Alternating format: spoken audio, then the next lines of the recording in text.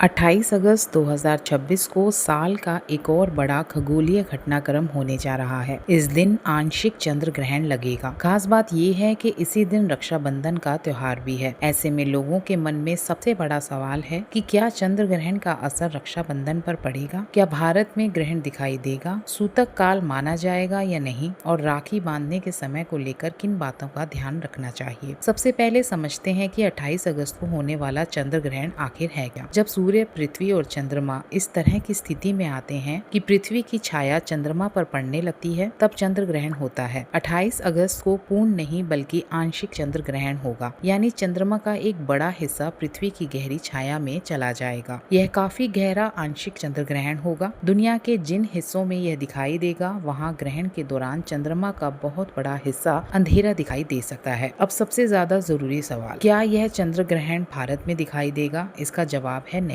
28 अगस्त का चंद्र ग्रहण भारत में दिखाई नहीं देगा। दुनिया के अलग अलग हिस्सों में इसे देखा जा सकेगा, लेकिन भारत में उस समय चंद्रमा आसमान में ऐसी स्थिति में नहीं होगा कि यहाँ से इस ग्रहण को देखा जा सके। अब यहाँ रक्षाबंधन को लेकर लोगों की चिंता बढ़ जाती है, क्योंकि 28 अगस्त को ही रक्षाबंधन भी मनाया जाना है। आमतौर पर धार्मिक मान्यताओं में जब कोई ग्रहण किसी स्थान पर दिखाई देता है, तो उससे पहले सूतक काल को लेकर भी नियम बताए जाते हैं, लेकिन इस बार ग्रहण भारत में दिखाई नहीं देगा। इसी वजह से कई ज्योतिषीय जानकारियों का कहना है कि भारत में सामान्य ग्रहण वाला सूतक मानने की जरूरत नहीं होगी। यानी केवल यह सुनकर परेशान होने की जरूरत नहीं है कि रक्षाबंधन के दिन चंद्र ग्रहण लग रहा है। सबसे महत्वपूर्ण बात ये है कि ग्रहण भारत में दिखाई दे रहा है या नहीं। अब ग्रहण के समय की बात करें। भारतीय समय के हिसाब से इसका मुख्य चरण सुबह के समय पड़ेगा और अधिकतम ग्रहण करीब सुबह 9:43 के आसपास रहेगा। लेकिन एक बार फिर ध्यान रखने की ये आवश्यकता है कि यह समय खगोलीय घटना का है। इसका मतलब ये नहीं कि भारत में आप चंद्रमा को ग्रहण लगा हुआ देख पाएंगे। अब सवाल है कि आखिर यह ग्रहण कहाँ दिखाई देगा। नासा के मुताबिक 27 और 28 अगस्त को बीच होने वाले यह आंशिक चंद्र ग्रहण अमेरिका, यूरोप, अफ्रीका और पश्चिमी एशिया के कुछ हिस्सों में दिखाई देगा। अलग अलग देशों में स्थानीय समय के हिसाब से ग्रहण का समय भी अलग होगा। अब बात करते हैं कि चंद्र ग्रहण होता क्यों है। इसे बहुत आसान तरीके से समझिए। एक तरफ सूर्य है,